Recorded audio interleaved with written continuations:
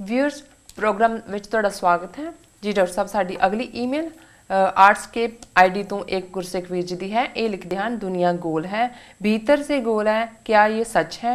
जो कुछ दिखाते ने झूठ दा सच, सच दा झूठ, ये जग भरम भुलाना, साधो ये जग भरम भुलाना। जी डॉक्टर साहब वीर आर्ट्सकेप जी का बहुत बहुत धन्यवाद है। सानू बहुत कुछ भेजते रहते हैं और हुंदा बड़ा यूजफुल है जी। हालां कई बार इन्ना वक्त नहीं हुंदा कि जिहड़े लिंक के भेजते हैं मैं सारिਆਂ ਨੂੰ देख सकां जी। ਉਹੀ ਵੀਰ ने जिन्होंने अकाल तख्त साहब की सॉवरनिटी के बारे भी बड़ा वैलिड नुकता उठाया सी और असीं उहदे ते एक पूरे सैगमेंट दे विच डिस्कशन कीती सी।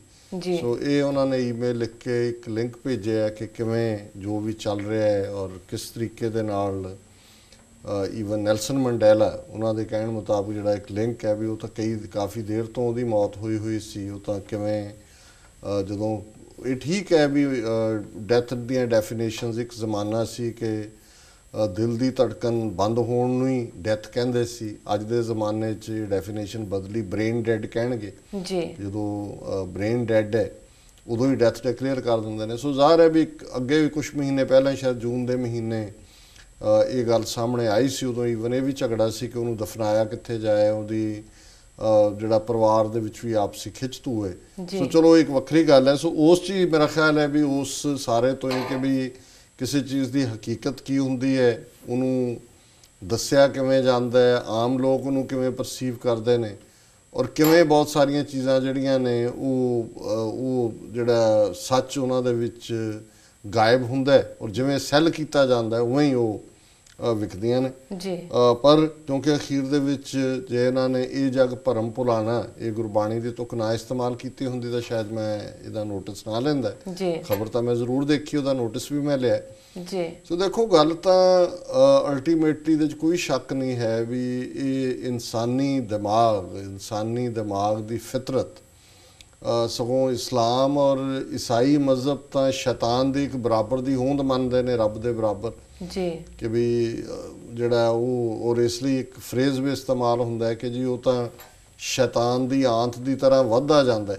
ये कहा जाता है भी उसकी अंतड़ी जिहड़ी है वो एक उहदा सिर कट्टो शैतान का 10 निकल आंदे ने, 10 कट्टो 100 निकल आंदा है जी जी। सो ये जिहड़ा पार्ट है दो चीज़ां ने, एक तो अल्टीमेटली जग दा भरम है, इसकी हकीकत की है, इस बारे भी गुरु तेग बहादुर साहब का ही बड़ा खूबसूरत शब्द है कि साधो रचना राम बनाई, एक बिनसै एक अस्थिर माने, अचरज लख्यो ना जाई जी।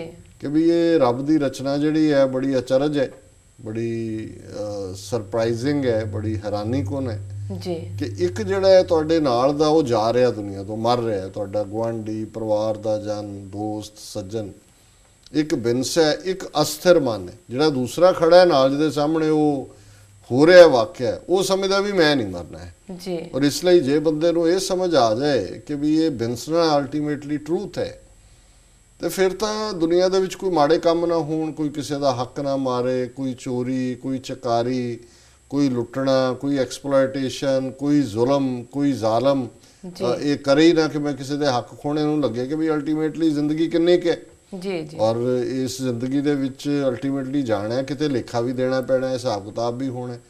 फिर तो दुनिया जिहड़ी है वो जिन्हों स्वर्ग या जन्नत उपर कहा जाता है, फिर तो दुनिया ही जन्नत बन जाए जी जी। लेकिन इवें हुंदा नहीं, ये भी कुछ ऐसा पैसे का प्रभाव है, कुछ ऐसा माया का प्रभाव है, कुछ ऐसी दुनिया की फितरत है। और बहुत वारी तुसीं अपने नालदियां में कोई बाहरों नहीं आउंदे लोग, तुसीं कई बार अपने नालदियां नूं देखदे हो कि भी जदों शुरुआत हुंदी है वो आप भी तुहाडे वांग हुंदे ने, जीवन लोड़ां लई संघर्ष करदे जी। ते उदों वड्डियां वड्डियां गल्लां हुंदियां ने कि भी जे किते साडे कोल साधन आ जाण ते असीं जो ही किसी को 4 पैसे आउंदे ने, जो ही किसी को एक चंगा अहुदा आउंदा है, जो ही किसी नूं अकाल पुरख कोई चीज़ ऐसी मुहैया करदा है अखां बदल जांदियां ने जी जी। गरीब रिश्तेदार भी नज़र नहीं आंदा।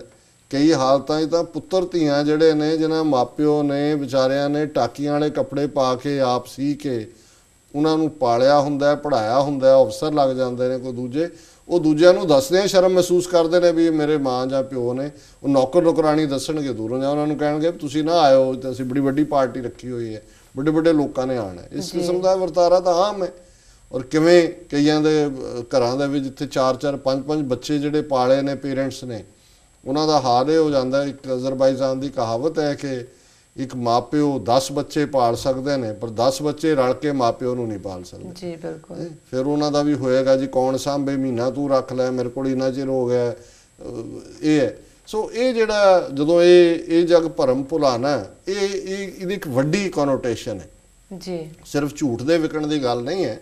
ਵੱਡੀ ਕੋਨੋਟੇਸ਼ਨ ਇਹ ਹੈ ਕਿ ਵੀ ਅਸੀਂ ਕਿਸ ਹੋਪ ਦੇ ਨਾਲ ਬੱਚੇ ਬੱਚੀਆਂ ਨੂੰ ਪਾਲਦੇ ਹਾਂ, ਕਿਸ ਹੋਪ ਦੇ ਨਾਲ। ਕਈ ਹਾਲਤ ਭਰਾਵਾਂ ਭੈਣਾਂ ਬਾਰੇ ਵੀ ਇਹ ਗੱਲ ਟਰੂਥ ਹੈ ਕਿ ਵੀ ਮਾਪਿਓ ਸਿਰ ਤੇ ਨਹੀਂ ਰਹਿੰਦੇ, ਵੱਡਾ ਭਰਾ ਹੈ ਜਾਂ ਵੱਡੀ ਭੈਣ ਹੈ, ਉਹਨਾਂ ਨੇ ਉਹ ਆਪਣੇ ਸਾਰੇ ਕਸ਼ਟ ਸਹਿ ਕੇ ਪਾਲਦੇ ਨੇ। ਜਦੋਂ ਵੱਡੇ ਹੋ ਜਾਂਦੇ ਨੇ ਅੱਖਾਂ ਹੀ ਹੋਰ ਹੁੰਦੀਆਂ, ਲੱਗਦਾ ਕਿ ਵੀ ਸਾਡਾ ਕਿਸੇ ਨੇ ਕੀ ਕੀਤਾ ਜੀ ਜੀ। ਸੋ ਇਹ ਇੱਕ ਬਿਲਟ ਇਨ ਹੈ ਸ਼ਾਇਦ ਇਨਸਾਨੀ ਫਿਤਰਤ ਦੇ ਵਿੱਚ। ਸ਼ੈਤਾਨ ਦੀ ਇਹ ਜਿਹੜੀ ਟੈਂਪਟੇਸ਼ਨ ਤਾਂ ਹੈ ਹੀ ਹੈ, ਬਟ ਇਹ ਇੱਕ ਬਿਲਟ ਇਨ ਹੈ ਸਵਾਰਥ, ਗਰੀਡ, ਲਾਲਚ, ਔਰ ਇਹੀ ਭਰਮ ਭੁਲਾਣਾ। ਇਸੇ ਗੱਲ ਨੂੰ ਗੁਰੂ ਸਾਹਿਬ ਨੇ ਸਮਝਾਇਆ ਵੀ ਅਲਟੀਮੇਟਲੀ ਟਰੂਥ ਇਹੀ ਹੈ ਵੀ ਜਿਹਨੂੰ ਗੁਰੂ ਸਾਹਿਬ ਨੇ ਬੜੀ ਲੱਗਦਾ ਕੌੜਾ ਕਈ ਵਾਰ ਆਪਣੇ ਹੀ ਕਹਿਣਗੇ ਜੀ ਦੇਖੋ ਮੈਂ ਤਾਂ ਤੁਹਾਡੇ ਲਈ ਆਹ ਕੁਛ ਕਰਦੀ ਹਾਂ, ਜਾਂ ਮੈਂ ਤੁਹਾਡੇ ਲਈ ਇਹ ਕੁਛ ਕਰਦਾ। ਹਸਬੈਂਡ ਵਾਈਫ ਹੋਣ, ਭੈਣ ਭਰਾ ਹੋਣ, ਮਾਂ ਪੁੱਤਰ ਹੋਣ, ਇਹ ਇਸ ਕਿਸਮ ਦਾ ਹੁੰਦਾ ਹੈ। ਪਰ ਗੁਰੂ ਸਾਹਿਬ ਦੀ ਜਿਹੜੀ ਕਨਕਲੂਜਨ ਹੈ ਉਸ ਤੋਂ ਤਾਂ ਵੱਖਰਾ ਕੋਈ ਨਹੀਂ ਹੋ ਸਕਦਾ, ਉਸ ਤੋਂ ਵੱਡਾ ਤਾਂ ਕੋਈ ਟਰੂਥ ਨਹੀਂ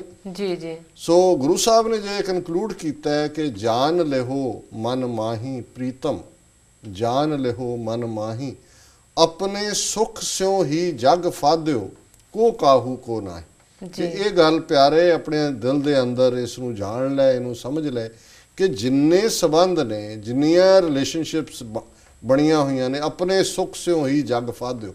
ਸਾਰਾ ਸੰਸਾਰ ਜਿਹੜਾ ਉਹ ਆਪਣੇ ਸੁੱਖਾਂ ਦੇ ਰਿਸ਼ਤੇ ਨਾਲ ਜੁੜਿਆ ਹੋਇਆ। ਜਦੋਂ ਅਸੀਂ ਕਿਸੇ ਨੂੰ ਯਾਦ ਵੀ ਕਰਦੇ ਹਾਂ ਤੁਰ ਗਏ ਨੂੰ, ਅਸਲ 'ਚ ਆਪਣੇ ਸੁੱਖ ਨੂੰ ਅਸੀਂ ਯਾਦ ਕਰ ਰਹੇ ਹੁੰਦੇ, ਆਪਣੇ ਕੰਫਰਟ ਨੂੰ ਯਾਦ ਕਰ ਰਹੇ ਹੁੰਦੇ। ਸੋ ਜੇ ਇਹ ਹਕੀਕਤ ਸਮਝ ਆ ਜਾਏ, ਫਿਰ ਇਹ ਨਹੀਂ ਹੈ ਵੀ ਤੁਸੀਂ ਕੋਈ ਦੁਨੀਆ ਨੂੰ ਨਫ਼ਰਤ ਕਰਨੀ ਹੈ, ਜਾਂ ਤੁਸੀਂ ਆਪਣੇ ਫਰਜ਼ ਨਹੀਂ ਪਾਲਣੇ, ਜਾਂ ਤੁਸੀਂ ਬੱਚੇ ਬੱਚੀਆਂ ਨਹੀਂ ਪਾਲਣੇ ਜੀ ਕੱਲ੍ਹ ਨੇ ਇਹਨਾਂ ਨੇ ਤੇ ਸਾਡੇ ਨਹੀਂ ਬਣਨਾ ਇਸ ਲਈ ਅਸੀਂ ਕਿਉਂ, ਇਹ ਨਹੀਂ ਹੈ। ਪਰ ਫਿਰ ਤੁਸੀਂ ਜ਼ਿੰਦਗੀ ਨੂੰ ਹਕੀਕਤ ਦੇ ਵਿੱਚ ਜੀਓਗੇ। ਫਿਰ ਖੁਸ਼ੀ ਤੁਹਾਨੂੰ ਪਾਗਲ ਨਹੀਂ ਬਣਾਏਗੀ ਕਿਸੇ ਚੀਜ਼ ਦੀ, ਗਮ ਜਾਂ ਕਿਸੇ ਚੀਜ਼ ਦਾ ਵਿਛੋੜਾ ਤੁਹਾਨੂੰ ਜਿਹੜਾ ਉਹ ਵੈਸੇ ਸ਼ਦਾਈ ਨਹੀਂ ਬਣਾਏਗਾ ਕਿ ਵੀ ਤੁਹਾਨੂੰ ਲੱਗੇ ਵੀ ਇਹ ਕੀ ਹੋ ਗਿਆ। ਜੀ ਜੀ। ਸੋ ਇਹਨਾਂ ਦਾ ਬਹੁਤ ਬਹੁਤ ਧੰਨਵਾਦ। ਉਹਨਾਂ ਨੇ ਇੱਕ ਬੇਸ਼ੱਕ ਗੱਲ ਤਾਂ ਉਹਨਾਂ ਨੇ ਦੁਨਿਆਵੀ ਕੰਟੈਕਸਟ ਕੀਤੀ, ਬਟ ਉਹਨਾਂ ਨੇ ਸਾਨੂੰ ਅਧਿਆਤਮ ਦੀ ਇੱਕ ਬੜੀ ਉੱਚਤਮ ਜਿਹੜੀ ਡਿਸਕਸ਼ਨ ਹੈ ਉਸ ਦੇ ਵੱਲ ਤੋਰਿਆ। ਬਹੁਤ ਬਹੁਤ ਧੰਨਵਾਦ ਜੀ। ਡਾਕਟਰ ਸਾਹਿਬ ਹੁਣ ਲੈਣੇ ਬ੍ਰੇਕ। ਵੀਅਰਸ ਸਾਡੇ ਨਾਲ ਇਸ ਤਰ੍ਹਾਂ ਜੁੜੇ ਰਹੋ, ਮਿਲਣਾ ਛੋਟੇ ਵਕਫੇ ਤੋਂ ਬਾਅਦ।